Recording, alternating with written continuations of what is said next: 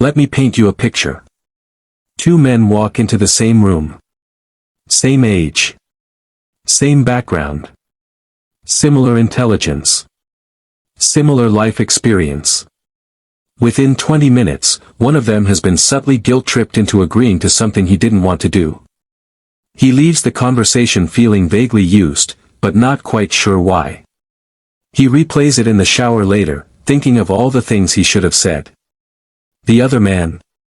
He walked out of that same room with his position intact, his energy undisturbed, and a quiet, unshakable sense of himself that made even the people trying to push him around feel, strangely, more respect for him than when he walked in.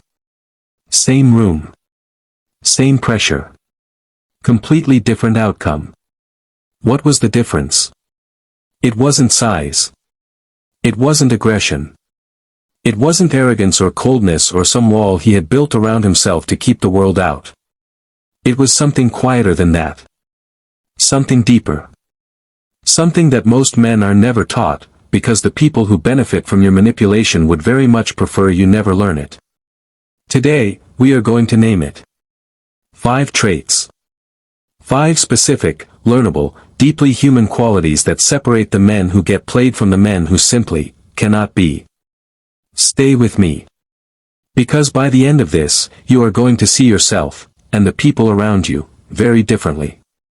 And if this is your first time here, welcome to the Stoic Path. Hit that subscribe button right now, because this is exactly the kind of conversation we have here. Every single episode. Let's get into it. Setting the stage, what manipulation actually is. Before we name the traits, we need to get honest about what manipulation actually is. Because most people think of manipulation as something obvious. The con artist. The abusive partner. The cult leader with the hypnotic eyes. But real manipulation, the kind that happens every day, in offices and families and friendships and relationships, is far more subtle than that. Real manipulation is the colleague who frames every request as a favor you owe them. It's the friend who makes you feel guilty for having boundaries. It's the partner who sulks until you abandon your position, not because you changed your mind, but because the emotional weather became unbearable. It's the boss who disguises criticism as concern. The relative who weaponizes love. The salesman who manufactures urgency. The person who reframes your clarity as cruelty and your boundaries as abandonment. Manipulation is not always loud. More often, it is quiet. It is atmospheric. It works not by force but by erosion, wearing down your sense of self until you can no longer clearly tell the difference between what you actually think and what someone else has convinced you to think. And here is the most important thing to understand about it. Manipulation does not work on everyone equally. There are men, you have met them, even if you couldn't name what you were seeing, who are simply harder to move.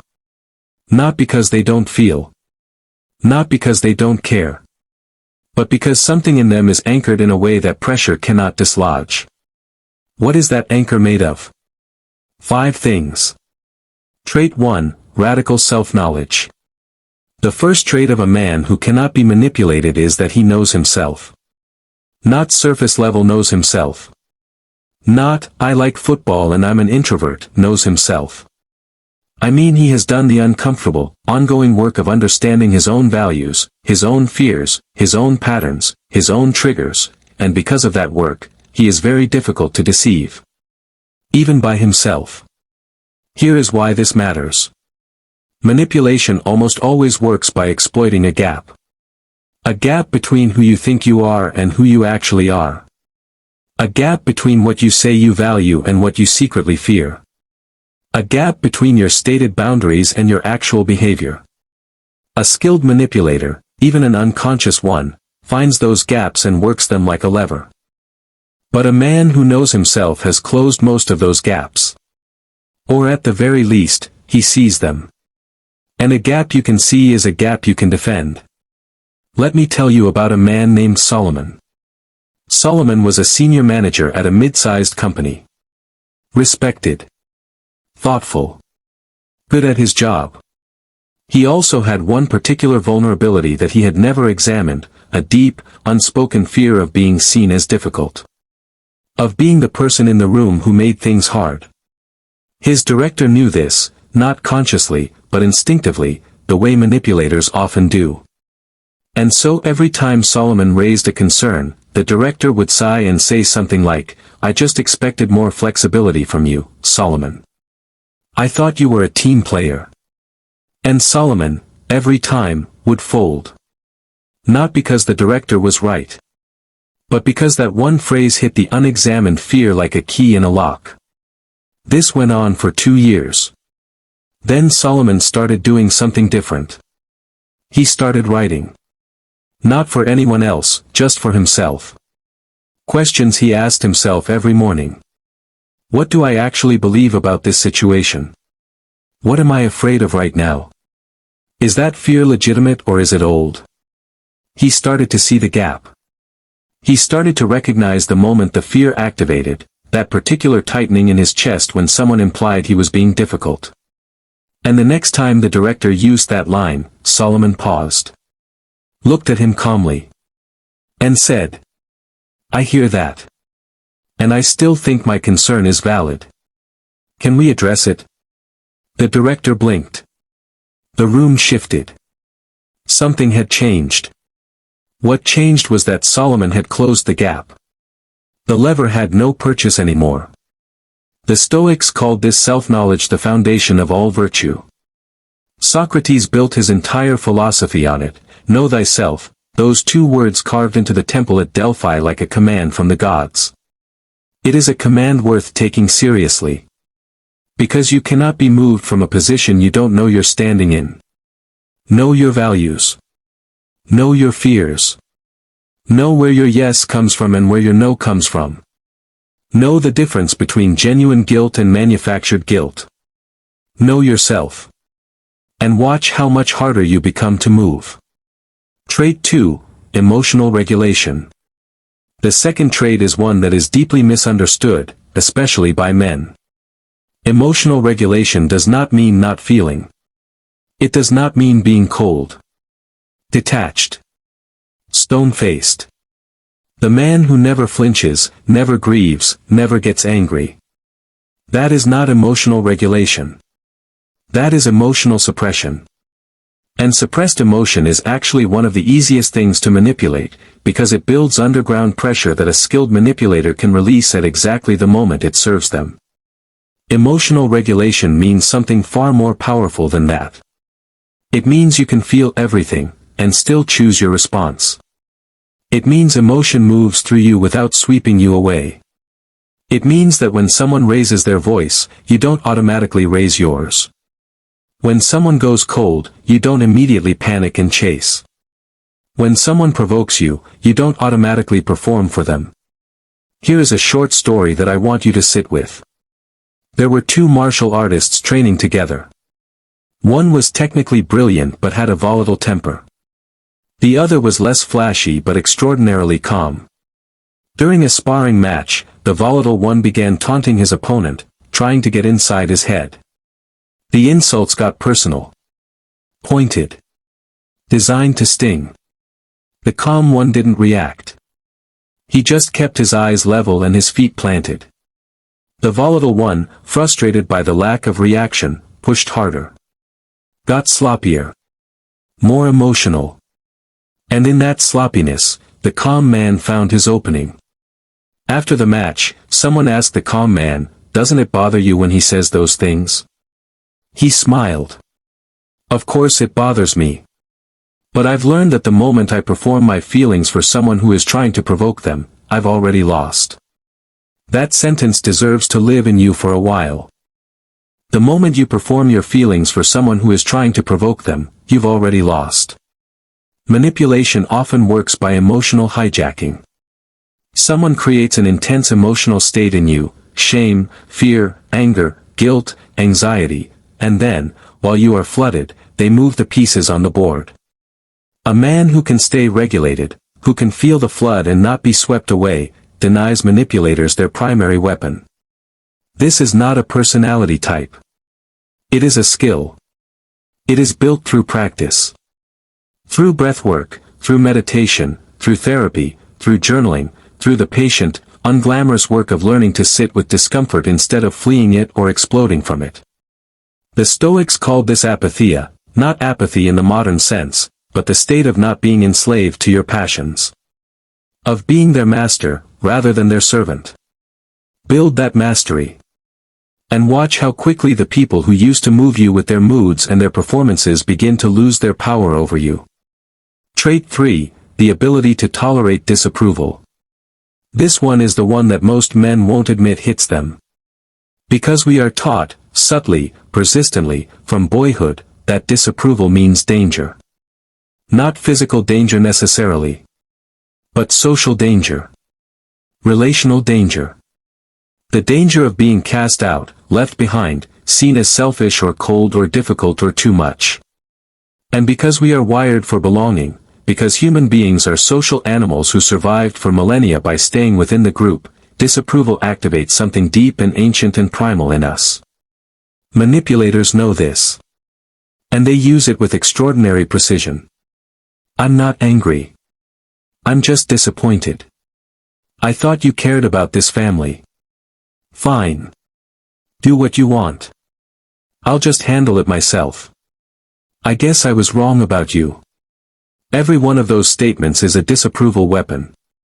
Designed not to change your mind with logic or evidence, but to make you feel something unbearable enough that you change your position just to make the feeling stop. And it works. It works on almost everyone. Almost. Because there is a particular kind of man for whom disapproval, while uncomfortable, is not catastrophic. A man who has learned to distinguish between disapproval that matters and disapproval that is simply being wielded as a tool. Let me tell you about a man named Thomas. Thomas was the kind of person everyone liked. Warm. Generous. Always the one who showed up. But underneath that warmth was a terror of being disliked, a need for approval so deep he would contort himself in extraordinary ways to avoid anyone's disappointment. His older brother had learned to weaponize this early. Whenever Thomas made a decision his brother didn't like, didn't lend money, didn't show up on demand, didn't fall in line, the brother would go cold. Weeks of silence. The silent treatment wielded like a blade. And Thomas would always break first. Would call, apologize, give in, not because his brother was right, but because the silence was unbearable. One day, a mentor said something to Thomas that changed everything. You are letting your brother rent space in your nervous system for free. Every time he goes silent, you pay the bill. What would happen if you just let him be silent? Thomas stared at him. He might never come back. He might, the mentor said. And if the only way to keep him is to keep betraying yourself, what exactly are you keeping? Thomas sat with that question for a long time. The next time his brother went silent, Thomas did not call. Did not apologize. Did not give in. He was uncomfortable for 3 weeks. His brother called on week 4. Irritated but present. And something had shifted permanently in the dynamic between them. Because the weapon only works if you flinch. The ability to tolerate disapproval is not the same as not caring what people think. It is not indifference. It is the hard-won capacity to let someone be upset with you, without that upset becoming the controlling force in your decision-making. Marcus Aurelius wrote, I have often wondered how it is that every man loves himself more than all the rest of men, but yet sets less value on his own opinion of himself than on the opinion of others. Think about that. You love yourself. But you trust their verdict more than your own. Build the capacity to sit with disapproval. Let people be disappointed. Let them be angry. Let them go cold. And remain standing. That is the third trait. Trait 4, clear, held values. Here is something that very few people talk about when it comes to manipulation. A man without clear values is like a ship without a compass. He will drift in whatever direction the strongest current pushes him. And there will always be someone ready to be that current. Values are not just nice ideas you write on a vision board. They are the load-bearing walls of your inner architecture. They are what you return to when the pressure is high and the noise is loud and someone is telling you that your position is wrong, your feeling is invalid, your need is selfish. When you know what you value, truly know it, not just intellectually but in your body, in your gut, in the place where your decisions actually come from, you have a reference point that manipulation cannot easily override. Let me tell you about two men facing the same pressure. Both are offered a business deal that requires them to cut ethical corners. The returns are significant. The risk of being caught is low.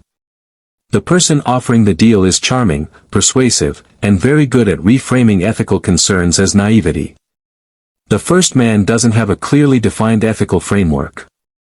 He has a general sense that he's a good person, but that sense is vague, untested, easily argued with. The persuasive framing works on him. He tells himself it's just this once. He signs. The second man has spent years, not perfectly, but genuinely, defining what he will and will not do. He has tested those lines. He has held them in smaller moments and knows what it feels like to hold them. When the charming man starts reframing, the second man feels something clear and quiet. Not righteous anger. Not performative morality. Just a settled, almost boring certainty. This isn't for me. 5 words. No drama. No lengthy explanation. No invitation to debate. The charming man tries several more angles. The settled man simply repeats, with slight variations, the same quiet message. Eventually the charming man moves on. He senses, correctly, that there is nothing to work with here. That is what clear values do. They don't make you rigid or self-righteous. They make you legible, to yourself. And a man who is legible to himself is extraordinarily difficult to gaslight. Gaslighting, one of the most insidious forms of manipulation, works by making you doubt your own perception. That never happened. You're too sensitive. You're imagining things. You're being irrational. It requires that the target be at least partially uncertain about their own inner experience. A man with clear, practiced values, who knows what he felt, why he felt it, and what it means, is very hard to gaslight. Because his inner ground is solid. Epictetus said, first say to yourself what you would be, and then do what you have to do. Know what you would be. Name it. Return to it. Hold it when the pressure comes. That is the 4th trait. We have covered 4 of the 5 traits. Self-knowledge. Emotional regulation. The capacity to tolerate disapproval. And clear, held values. And if you've been listening closely, if you felt yourself in any of these stories, recognized any of these patterns in your own life or in the people around you, then you already sense that we've been building towards something. Because the 5th trait is the one that ties everything together. It is the one that most people never develop. Not because it's beyond them, but because it requires a kind of courage that our culture doesn't often celebrate in men. It is the trait that, once built, makes the other 4 sustainable. Without it, the first 4 can crack under enough pressure. With it, they hold. Permanently. Let's talk about it. Trait 5, the willingness to walk away. The 5th trait of a man who cannot be manipulated is the most powerful, and the most misunderstood, of all. It is the willingness to walk away. Not the threat of walking away. Not the performance of it. Not using departure as a weapon or a bargaining chip. The genuine, settled, internally grounded willingness to leave a situation, a relationship, a deal, a conversation, when it requires you to betray yourself to remain in it. Let that land for a moment. Because this is where most men, even men who have developed the first 4 traits, eventually get caught. They know themselves. They regulate their emotions. They can tolerate disapproval. They have values. But they cannot leave. Because leaving means loss. And loss, real loss, the loss of someone you love, something you've built, a future you imagined, is one of the most powerful levers a manipulator can pull. If you do this, I'm done. You'll never find someone who loves you like I do. After everything I've done for you, this is what you choose. Walk out that door and don't come back. But here is the truth that changes everything.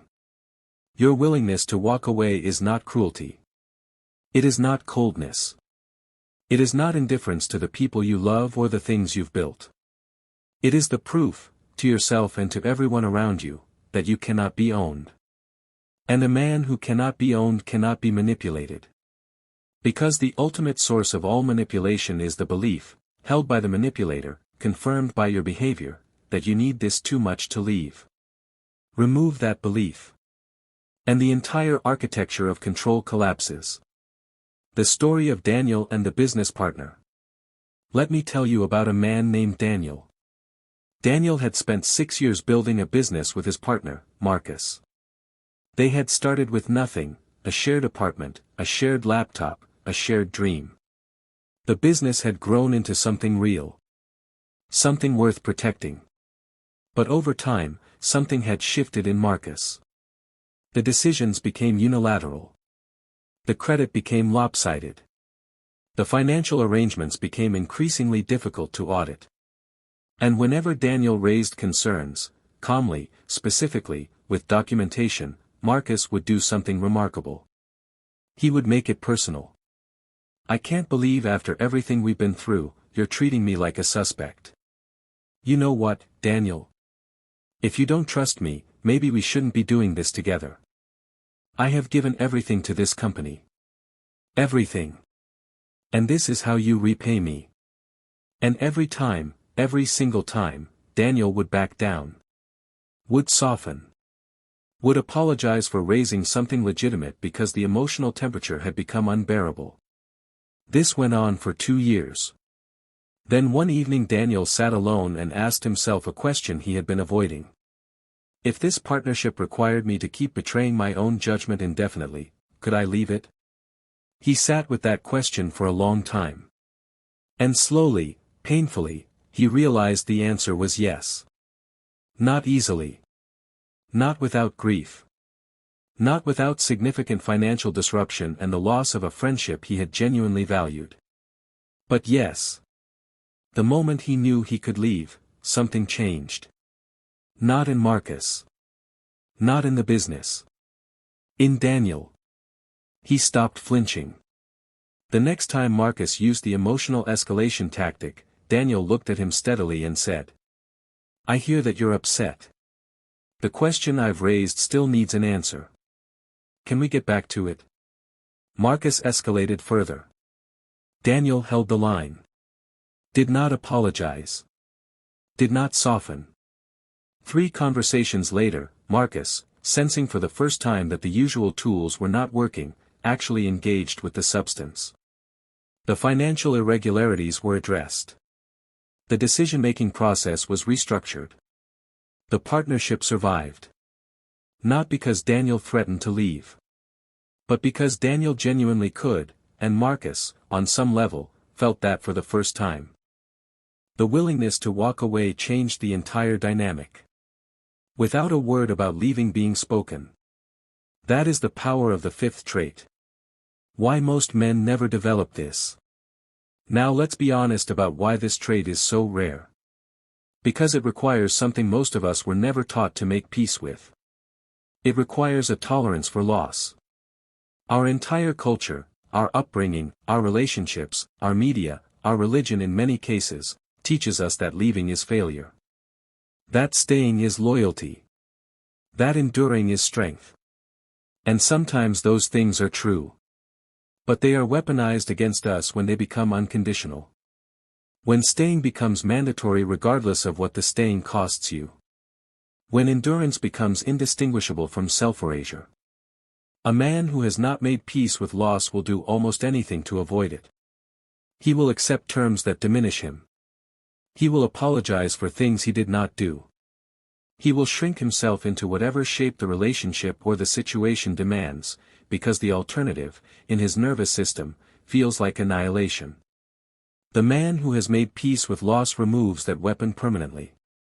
Not because he doesn't care about losing, but because he has decided, clearly, consciously, at the level of identity, that losing himself is a worse outcome than losing the thing being held over him. That decision, once made and held, is the most liberating thing a man can do for himself. Seneca wrote, "He who is brave is free." He was not talking about physical courage. He was talking about this. The courage to face loss without flinching. The freedom that comes, immediately, permanently, from being willing to bear it. The tactics, naming them out loud. Once you see the pattern, you cannot unsee it. And what you can see, you can choose how to respond to. Tactic 1, Guilt Manufacture. This is the most common. It works by implying, sometimes subtly, sometimes overtly, that your boundary, your decision, or your position has caused harm to someone who did not deserve it. The manufactured guilt says, if you were a good person, you would not have done this. The defense is to ask yourself one honest question: did I actually do something wrong? Or am I being made to feel like I did in order to change my behavior? Those are very different things. Learn to tell them apart. Tactic 2, Moving the goalposts. This one is insidious. You meet the standard. They raise it. You meet the new standard. They raise it again. Nothing you do is ever quite enough. There is always one more thing. One more proof of loyalty. One more demonstration of commitment required. This tactic works by keeping you in a permanent state of striving, always slightly behind, always slightly indebted, always feeling like you owe something you haven't quite delivered yet. The defense is to name it out loud. I notice that when I meet what you've asked for, the ask changes. Help me understand what enough actually looks like. Most manipulators cannot answer that question. Because the answer, if they were honest, is that enough is whenever they decide it is. Which means never. Tactic 3, Reality Distortion. Also known as gaslighting. This tactic works by making you doubt your own perception of events. That never happened. You're too sensitive. You're remembering it wrong. You're being paranoid. The defense, as we talked about in trait 4, is anchored values and self-knowledge. A man who knows what he felt, saw, and experienced, and trusts that knowledge, is very hard to gaslight. Keep records if necessary. Not out of paranoia, out of clarity.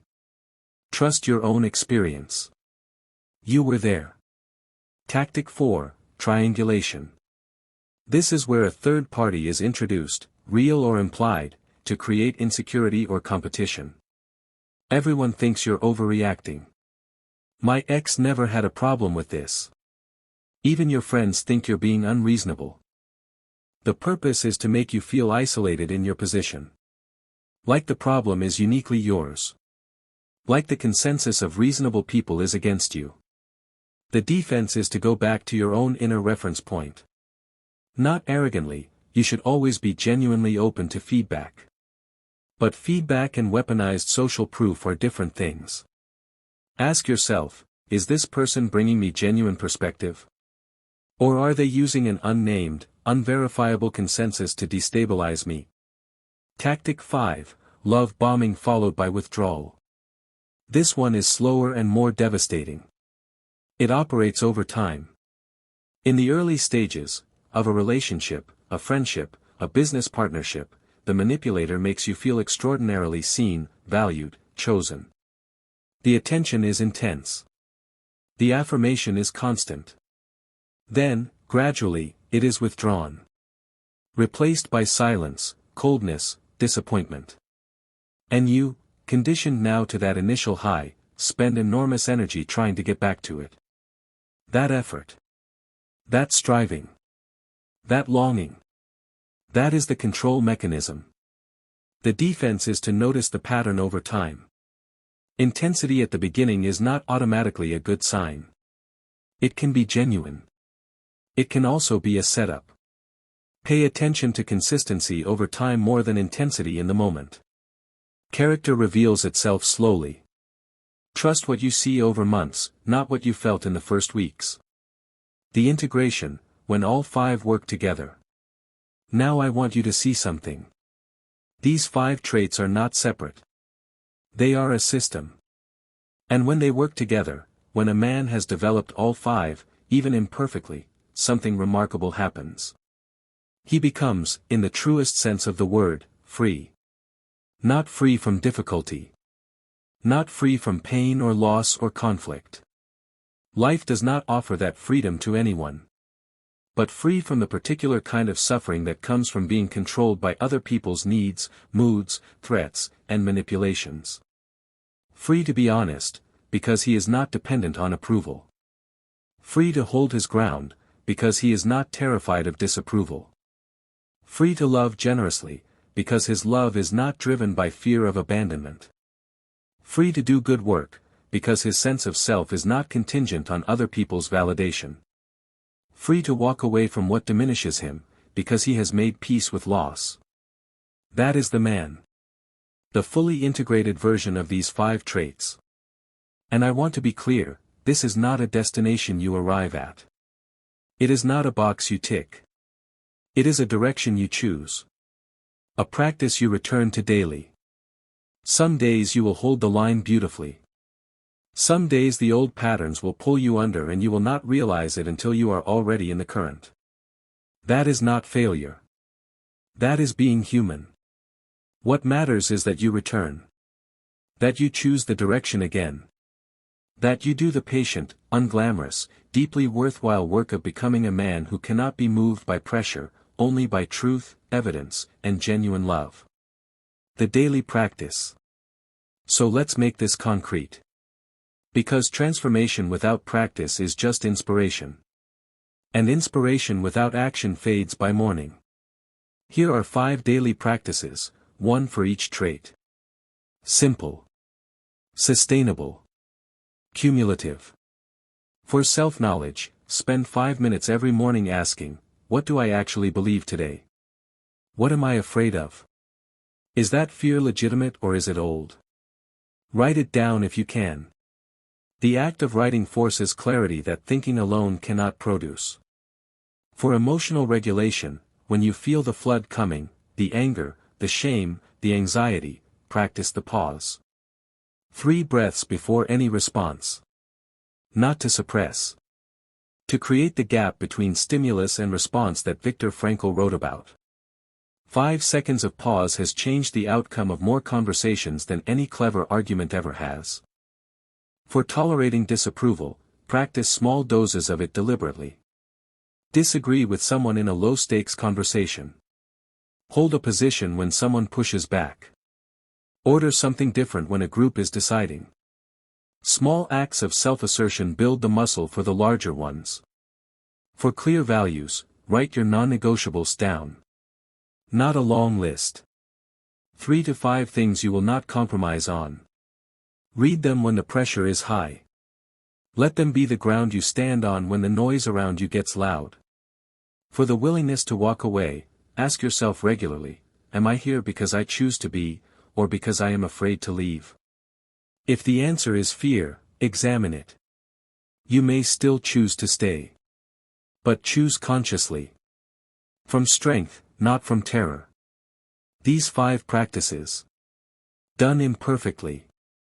Done consistently. They will change you. The bigger picture.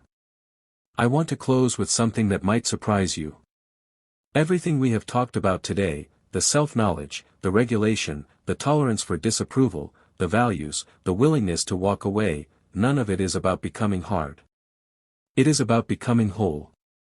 Because the man who can be manipulated is not weak in some fundamental way. He is simply incomplete. He has gaps, in his self-knowledge, in his emotional capacity, in his courage, that other people can move through. And those gaps are not his fault. Most of them were created long before he had the awareness to fill them. By childhood. By culture. By the particular experiences that shaped him before he knew he was being shaped. But they are his responsibility. Not to punish himself for having them. But to see them, honestly and without flinching, and to do the work of closing them. That work is not quick. It is not comfortable.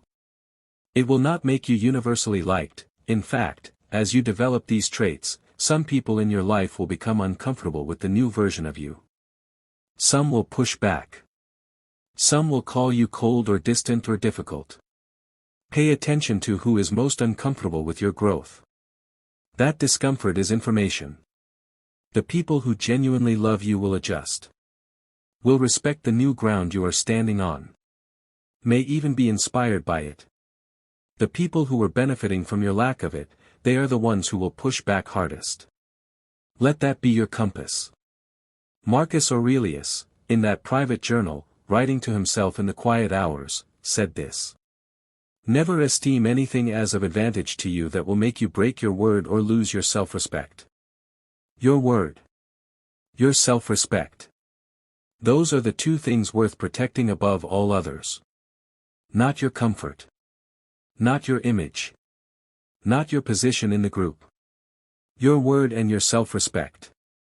Hold those. And everything else, the freedom, the dignity, the genuine unmanipulable core of who you are, will follow. Two men walked into a room. Do you remember them? From the very beginning of this conversation. Same age. Same background. Same pressure. One left feeling used, confused, smaller than when he arrived. The other left with something intact that no amount of social pressure had been able to touch. The difference was not luck. Not personality. Not some mysterious quality he was born with. It was these 5 traits, built deliberately, practiced imperfectly, held with patience and courage over time. And here is the thing I want to leave you with. That second man. He was not always the second man. There was a time, and he remembers it clearly, when he was the first man. When conversations left him spiraling. When approval was oxygen and disapproval felt like suffocation. When he gave away his position again and again to people who had learned they could take it. He became the second man through exactly the kind of work we have been talking about today. Which means so can you. Not someday. Not when life gets easier or the circumstances improve or you finally feel ready. Now. From where you are standing. With what you already have. Start with one trait. The one that spoke to you most today.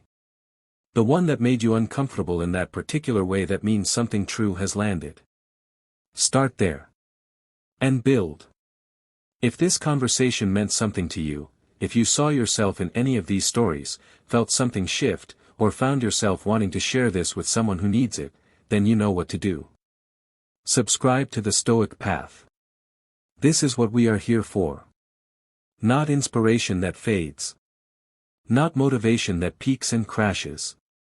But the slow, honest, deeply worthwhile work of becoming a man who stands on solid ground. Every episode is a step.